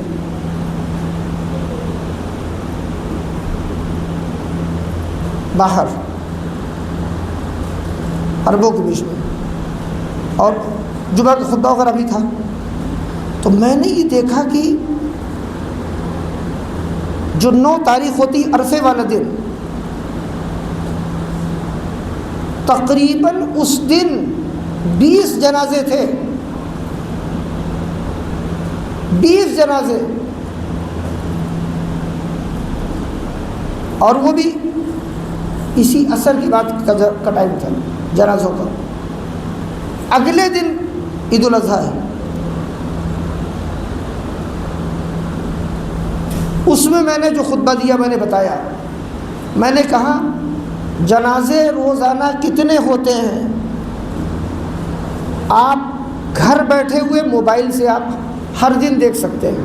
اب آج کل سسٹم آ گیا ہے، خاص طور سے عربوں میں، یہاں پتہ نہیں ہے کہ نہیں، آپ ایک لنک پہ جائیے اور وہاں لکھیے آج ہندوستان میں کتنی موت ہوئی، کس شہر میں کتنے لوگ اور کتنا جنازہ اور کتنے لوگ کی تدفین کہاں پہ ہے۔ عرب میں خود سیٹ کر دیا ہے، ہر آدمی کے موبائل پر میسج آ جائے گا، جنازہ اتنے بجے ہے فلاں مسجد میں اور اتنے آدمی کا۔ میں نے یہ بات عید الاضحیٰ کے خطبے میں کہی، میں نے کہا یہ لوگ جن کا کل جنازہ ہوا، آپ نے ان کی نمازیں پڑھی اور دفن کیا ان کو، آج کے دن ان کو عید الاضحیٰ، بقرعید، نماز، قربانی، اس کا گوشت اور یہ مسافے اور یہ معانقہ، یہ ملاقاتیں، یہ خوشیاں ملی؟ نہیں ملی، چلے گئے وہ۔ یہ شاندار مکانات بنا بنا کے یہاں سے جا چکے، اسی طرح ہم لوگ بھی یہاں سے چلے جائیں گے۔ ہم میں سے کسی کو نہیں پتہ کہ اگلی عید یا بقرعید پر ہم یہاں موجود ہوں گے بھی نہیں۔ اس لیے اس سال کو اپنی زندگی کا آخری سال، آخری مرحلہ سوچ کر کے تب گزاریے۔ یہ میں نے بتایا اور وہی بات آپ کو بتا رہا ہوں۔ پچھلے سال کتنے ساتھی اس علاقے میں آتے تھے، جاتے تھے، خطبوں میں، جمعہ میں ملاقات ہوتی تھی، میں دیکھ رہا ہوں نہیں، بہت سے ساتھی جن کو میں نام سے بھی جانتا ہوں اور جن کو میں نام سے نہیں جان رہا ہوں ان کو بھی ان کے بارے میں پوچھتا ہوں، کہتے ہیں ان کا تو انتقال ہو گیا۔ کب ہوا بھائی؟ رمضان سے پہلے، رمضان میں فلاں موقع پر۔ وہ ایک ساتھی تھے، ٹرین چلاتے تھے، ٹرین کے ڈرائیور تھے، میں پچھلے سفر آیا دیکھا ان کا انتقال ہو گیا۔ اس کے بعد جب پتہ چلا ان کے دوست تھے، ان کا بھی انتقال ہو گیا۔ یعنی آپ حادثے اور واقعات ہر دن دیکھ رہے ہیں ہم لوگ، لیکن دیکھنے کے لیے عبرت کی آنکھ چاہیے بس۔ اگر وہ آنکھ اللہ ہمیں دے دے، اس کی میں دعا کرنی چاہیے، تو ہماری زندگی انشاءاللہ پرانی زندگی سے بدل جائے گی، اور وہی آپ کو کرنا ہے، ہمیں وہی کرنا ہے۔ ہمیں یہ نہیں دیکھنا ہے کہ فلاں جگہ آگ لگی اور کتنے لوگ جل گئے، وہ ہمیں نہیں دیکھنا۔ ہمیں یہ دیکھنا ہے کہ اس آگ سے ہم بچ پائے کہ نہیں، کیونکہ جہنم میں بتایا ہے اللہ تعالیٰ نے، صحیح بخاری مسلم کے حدیث ہے کہ اللہ تعالیٰ آدم علیہ السلام سے کہے گا کہ اپنی اولاد میں سے جہنم کا ایندھن نکال دو، تو آدم علیہ السلام کیا کہیں گے؟ پروردگار لبیک و سعدیک، حاضر ہوں میں، تو حکم کر، میں کتنی اپنی اولاد میں سے کتنوں کو نکال کے جہنم کے لیے میں کنارے کروں۔ اللہ تعالیٰ کیا کہے گا؟ کہے گا 1000 میں سے 999 الی النار، 1000 میں سے ایک آدمی بچے گا جو جنت میں جانے والا۔ سوچ لیجئے معاملہ کتنا خطرناک ہے۔ تو ہمیں یہ نہیں دیکھنا ہے کہ وہ 999 ادھر جا رہے ہیں، جل بھی رہے ہیں، ہمیشہ رہیں گے یا لمبی مدت جہنم میں رہیں گے، ہمیں وہ نہیں دیکھنا ہے۔ اپنے کو تو پہلے ہم بچائیں، اپنی تو فکر کریں۔ ہم جب خود زندہ رہیں گے، ڈاکٹر اگر خود صحت مند تب تو علاج کر پائے دوسروں کا، تو ہمیں وہ ڈاکٹر بننا ہے۔ اپنی صحت کی حفاظت کیجیے، اپنے ایمان کو بچائیے، اپنے اعمال کو بچائیے، اور ہمارا جو عمل ہے، عمل کرنے کے لیے، نیکی کرنے کے لیے ہمیں نہ کسی ممبر کی ضرورت، نہ کسی جلسے کی، نہ تقریر کی، کچھ نہیں۔ آپ نیک عمل اچھے اخلاق کے ساتھ کرتے جائیے۔ آپ کا یہ عمل کرنا پبلک کے لیے پیغام ہے، دعوت ہے، بس۔ دنیا میں جو اسلام پھیلا ہے پوری دنیا کے اندر، وہ اسلام تقریروں، جلسوں، خطبوں سے شاید ہی کوئی 2-4-10 لوگ ایمان لائے ہوں گے۔ کیوں؟ کیونکہ جمعہ کے خطبے جو ہوتے ہیں مسجد میں ہوتے ہیں، وہاں پہ کوئی ہندو آتا ہے کیا؟ یہودی آتا ہے؟ کوئی کافر آتا ہے نہیں، تو کیسے مسلمان ہوگا وہ؟ خطبے ہوتے ہیں مسلمانوں افراد کے لیے، مسلم افراد کے لیے، تقریریں جلسے اپنے بھائیوں کی اصلاح کے لیے، تو پھر باہر لوگ کافر جو ہوتے تھے وہ کیسے اسلام میں داخل ہوتے تھے؟ پورا ملک آپ دیکھیے مسلمان ہو گیا، پورا ملک۔ وہ عوام کی اچھی تربیت ہوئی، اور جو باتیں ہماری عوام کو ممبر پر سکھائی گئی جمعہ کے خطبوں میں یا ان دروس میں، عوام نے کیا کیا؟ عمل کیا۔ تو اسلام پھیلتا ہے آپ کے اچھے عمل کرنے سے، آپ کے اخلاق سے۔ آپ معاشرے میں رہیں، لوگوں کی خدمت کریں، کوئی بیمار ہے اس کو اسپتال پہنچا دیا، کسی کے پاس کھانا نہیں کھانا پہنچا دیا، علاج نہیں علاج کے پیسے دے دیے، کسی کی کوئی پریشانی آپ نے مدد کر دی۔ یہ چیز غیر مسلم کے دل میں ایک جگہ بنا دیتی ہے، اور اس کے بعد وہ غور کرتا ہے کہ کوئی ہندو تو میرے پاس نہیں آیا، یہ مسلمان کیوں آئے، میری کوئی رشتہ داری کیسے؟ تو کہتا ہے نہیں، اس کے دین نے سکھایا ہے، اس کا دین اچھا ہے تبھی تو آئے میرے پاس، ورنہ میں یہاں سڑک سے میں گاڑی سے گرا ہوا ہوں اور کوئی شخص بھی مجھے گاڑی سے کچل کے جا سکتا ہے، لیکن مسلمان ہے وہ اترتا ہے اپنی بائک سے اور اس کو اٹھا کر کے کنارے کرتا ہے، پانی دیتا ہے، اس کے زخم پر پٹی باندھتا ہے، اس کے بعد فون کرتا ہے ایمبولینس والوں کو، پھر لے جاتا ہے اسپتال اور اس کے ساتھ وہاں کھڑا رہتا ہے۔ یہ ایک پیغام ہے دعوت کا۔ آپ نے کوئی تقریر کی، کوئی بڑے لچھے دار مقرر ہے کیا؟ لچھے دار مقرر اسٹیج توڑ سکتا ہے، اور میرے والد رحمہ اللہ کہتے تھے ممبر توڑ سکتا ہے، یعنی اتنی تقریر کرے گا طاقت لگا کر کہ ممبر ٹوٹ سکتا ہے۔ لیکن جو ہمارا اخلاق ہے، لوگوں کے ساتھ اچھا سلوک ہے، یہ ہے پیغام دعوت۔ ہم اپنے آپ کو اچھے اخلاق میں اور شریعت کے اعمال کا پابند بنا کے ڈھالیں، اس کے بعد ہمارا عمل ایک خاموش داعی ہے۔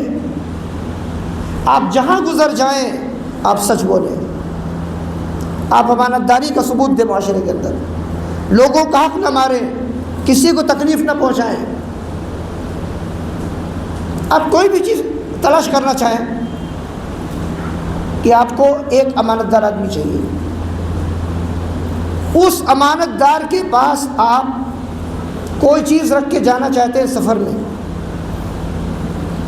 جیسے ایک رقم آپ کے پاس ہے، آپ نے کہا میرے پاس 2 لاکھ روپے ہیں، گھر میں رکھ دوں پتہ نہیں کیا ہو جائے، لاؤ میں ایک آدمی کو دے دیتا ہوں۔ 10-20 دن آپ سوچیں گے تو بھی آپ کو آدمی شاید مل جائے، یہ بہت مشکل ہے، بہت مشکل۔ آپ گاڑی رکھنا چاہیں، آپ گاڑی وہاں رکھنا چاہیں کہ میں جا رہا ہوں حج کرنے کے لیے، گاڑی رکھنے کوئی جگہ نہیں اور کسی پہ بھروسہ نہیں، میں فلاں پہ رکھ رہا ہوں، نہیں ملے گا آپ کو۔ مجھے ایک بار جانا تھا بنارس، 96 کی بات ہے، ہمارے گاؤں میں ایک مسجد جو ہے پرانی مسجد تھی، اس کو منہدم کر کے نئی تعمیر کرنے کا پروگرام بنایا گیا، وہاں پہ قبریں نکل گئی مسجد کے اندر۔ میں نے ان لوگوں کو فتویٰ بتایا، نبی اکرم علیہ السلام کا عمل بتایا، وہ کہنے لگے نہیں فتویٰ ادارے کا ہونا چاہیے، کسی جامعہ کا ہونا چاہیے۔ ہم نے کہا آپ جس جامعہ سے کہیں وہاں سے فتویٰ کو منگوا دیں، ایڈریس دیتا ہوں آپ منگوا لیں، کہ نہیں آپ چلیے ساتھ میں۔ میں آیا اور سول لائن میں ایک صاحب تھے، ان کے پاس میں نے اسکوٹر رکھ دی اپنی، آج ہم گئے کل آ گئے۔ جب میں آیا وہاں اور وہ بڑی چڑھائی پہ تھا مکان، اسکوٹر چڑھانا بھی عذاب، اتارنا اس سے زیادہ عذاب۔ میں دیکھ رہا ہوں تیل خالی، میں نے پوچھا اس میں پیٹرول کہاں گیا؟ کہا سر میں ہم لوگ نکل گئے تھے نا دوستوں کے ساتھ، وہ کل چھٹی تھی۔ یہ ہے حال۔ تو آپ امانت رکھنے کے لیے کسی کو تلاش کریں گے، بھائی مجھے تو نہیں ملتا ہے، ہو سکتا ہے آپ لوگوں میں لے لو. تو یہ بہت خراب مسئلہ ہو گیا ہم لوگوں کا کہ صداقت، امانت معاشرے سے جا چکی ہے.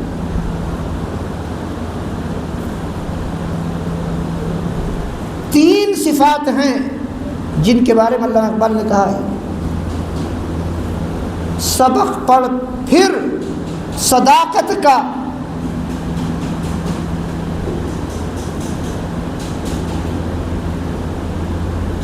اور اس کے بعد جو ہے عدالت کا، سچ بولنا، انصاف کی بات کہنا، اور شجاعت کا.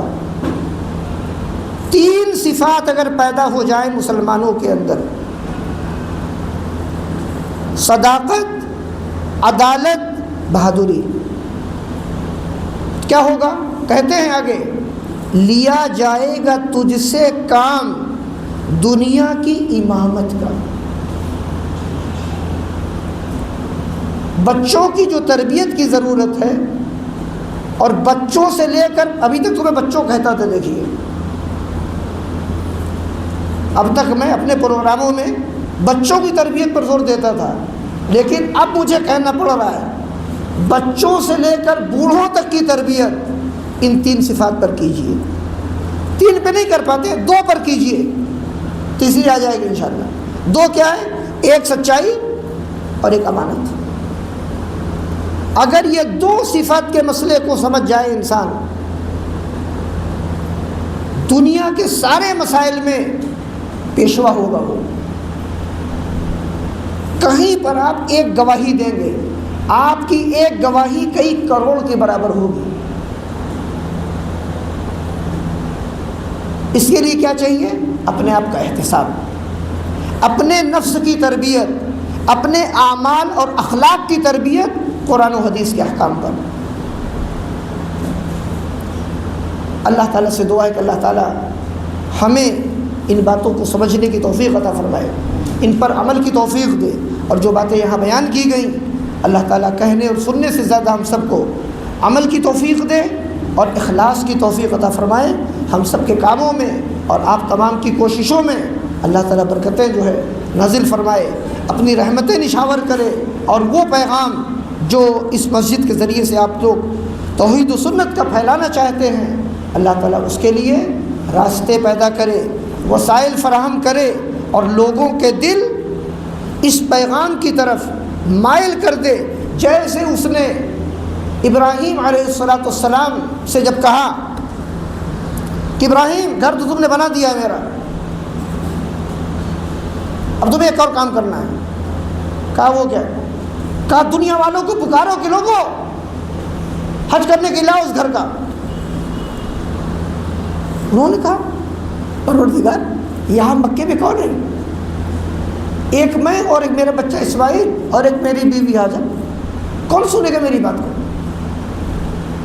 کہا پیغام پہنچانا تمہارا کام نہیں ہے، تمہارا کام ہے لوگوں کو بتانا اور پکارنا. پیغام ہم پہنچا دیں گے، اور کیسے پہنچائیں گے؟ آگے اس کی دعا بتائی سورہ ابراہیم کے اندر، فَاجْعَلْ أَفْئِدَةً مِّنَ النَّاسِ تَهْوِي إِلَيْهِمْ. کہا میں نے اپنے بچوں کو اس جگہ پر تیرے مقدس گھر کے پاس بسا دیا ہے، تو تو کیا کر، انسانوں کے دلوں میں سے بہت سے لوگوں کے دلوں کو اس گھر کی طرف مائل کر کے جھکا دے. آپ دیکھ لیجئے مسلمان کتنا بھی کمزور ہو، عمل سے بھی پیسے سے بھی، لیکن حج کرنے کے لیے اس کی تمنا، اور عمرہ کرنے کے لیے، اور کعبہ کو ایک نظر دیکھنے کے لیے کتنی زیادہ رہتی. یہ وہ دعا ہے. کہا دعا آپ کیجئے، پہنچانا ہمارا کام ہے. اسی طرح آپ سے کہہ رہا ہوں دعوت کا کام آپ کیجئے، اچھے اعمال آپ کیجئے، لوگوں کے دلوں کو جھکانا اور آپ کی طرف لے آنا یہ رب کا کام ہے. نتیجے کا انتظار یہ نتیجے کی شرط غلط بات ہے، اور نتیجے کی شرط پر اللہ سے کوئی معاملہ میں نہیں کر رہا ہے۔ اللہ رب العالمین سے دعا اللہ تعالی ہم سب کو عمل کی توفیق دے، اور آپ سب کو جزائے خیر دے کہ آپ لوگ اتنے اطمینان سے صبر کے ساتھ بیٹھے رہیں، اور اس مجلس کو اللہ تعالیٰ آپ تمام کی اور ہم سب کی عظیم نیکیوں میں شامل کرے۔ وآخر دعوانا ان الحمد للہ رب العالمین، وصلی اللہ وسلم علی نبینا محمد وعلی آلہ وصحبہ اجمعین۔ السلام علیکم ورحمۃ اللہ وبرکاتہ۔